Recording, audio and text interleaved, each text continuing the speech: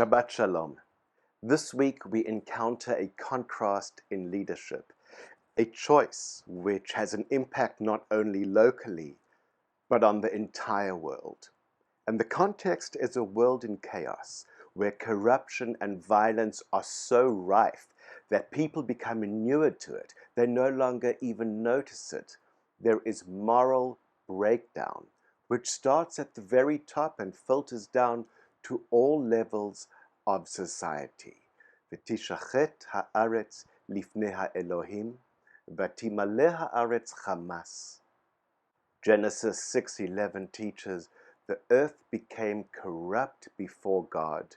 The earth was filled with lawlessness.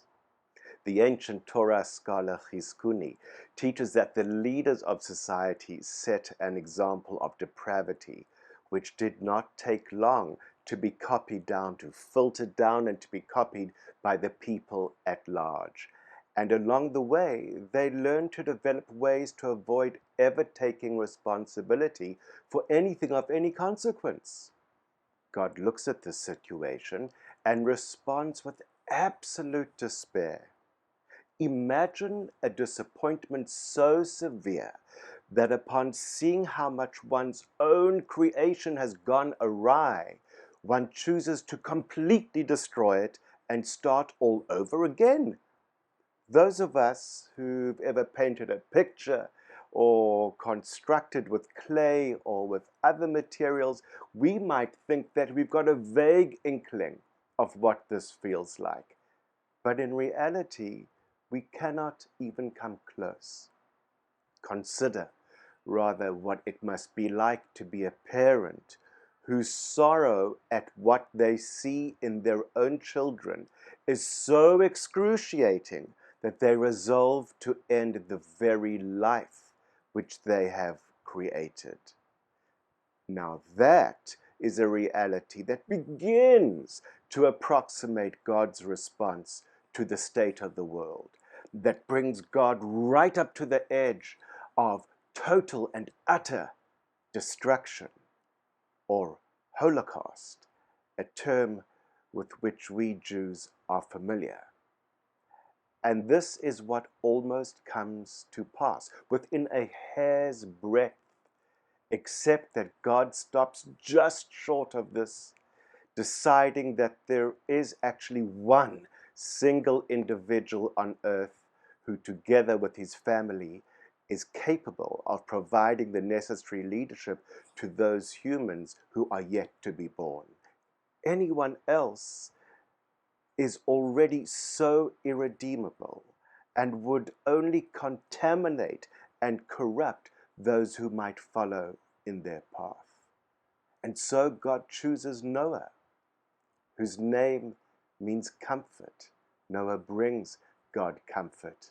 Noah is described as the most righteous person, not only in his generation, which really wouldn't be saying much, but rather, as Rashi teaches, Noah was truly righteous even for his generation, even considering his generation, even despite his generation. Through this choice of Noah, God tells us only a righteous person is capable of providing the kind of leadership that will enable their followers to develop righteously, to learn to also walk with God and to reveal the divinity and the dignity in each other. God's message, therefore, is clear that righteous ends can only come about through righteous means, and that we should turn away from models of leadership that claim they will deliver holiness, even though they might travel circuitous routes which take us through dark valleys of immorality and inhumanity. That approach, God teaches, is not a good choice. So, unfortunately, there's a catch. While Rashi notes that Noah was righteous, even considering his generation.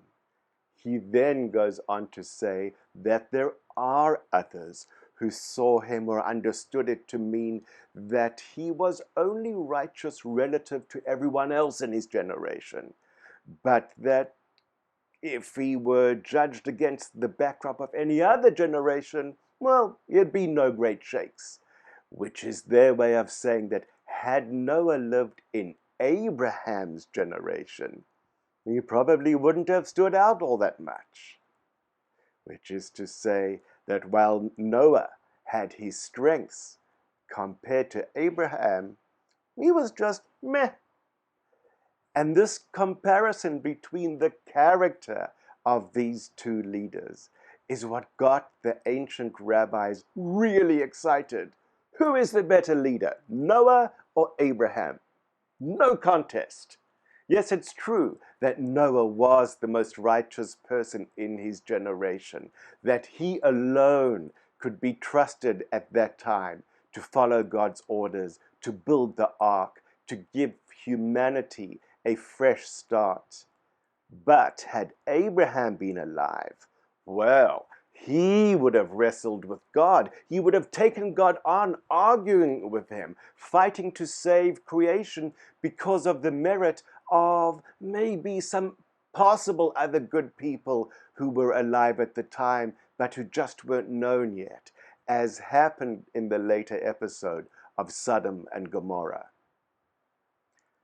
The Hasidic master, Rabbi Levi Yitzchak of Berdichev, taught that some leaders, like Abraham, have the power to overturn God's harsh decrees, evoking divine mercy with their prayer. Other leaders, like Noah, can only really respond to events as they happen. They don't have that deeper sense of vision. Rabbi Moses Alshecher, a 16th century Kabbalist, writes that Noah was the kind of leader who was personally close to God, but whose special relationship did not affect his dealings with others. Intriguingly, he describes this kind of leader as a tzaddik in pelts, a tzaddik who wears a fur coat, by which he means a leader who keeps his precious gift of intimacy with God to himself. He's not a person of the people. He doesn't get entrenched with them, dealing with their issues. He stays up in his ivory tower, keeping his relationship with God to himself, failing to use it for the benefit of the people who follow him.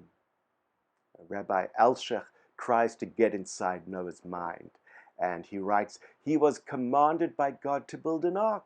So he built it, nail after nail, plank after plank, and yet it never occurred to him that it might still be possible to overturn the decree and to save the world from destruction? Was Noah really content to save his own family, knowing that the rest of humanity would soon be wiped off the face of the earth? Well, another Hasidic master, Rabbi Menachem Mendel of Kotsk, reflects on the evocative measure, the same evocative measure of the tzaddik in pelts, of the great righteous leader who wears a fur coat. And he explains, when it's cold inside the house, there are two possibilities. Number one, you put on warm clothes. Or number two, you warm the whole house. The difference between these two kind of people is that the first brings comfort only to themselves, while the second one brings comfort to everyone who occupies the space. Some tzaddikim, some righteous people, some leaders, when they see that it is spiritually cold, seek to warm the surroundings for everyone, while some enclose within their own space, concerned only that they personally not become too cold. I realize that however many decades after first learning about this biblical hero, Noah, it might be a bit of a disappointment to hear that he was less than perfect in the eyes of some. Truth is, all leaders are less than perfect. It's our job to question and to criticize leaders, no matter whether they are the ones that we chose or the ones that we opposed. We need to be honest about who they are nonetheless, acknowledging both their strengths and their weaknesses, while constantly checking in with ourselves about what is okay and what is not okay about them, lest we get too romantic about their promises and we get swept away with what their personalities suggest to us and possibly the way that they're able to seduce us. Whoever we have to choose between as leaders, this section of Torah makes it clear to us what to look for, not just in terms of their immediate impact, but also with regards to their long-term impact that they will continue to have for years and generations after their time. And also to be sure that we never lose our own voice and our own readiness to hold any leader accountable, in case, to our surprise, they turn out to be not the most righteous after all. Shabbat Shalom.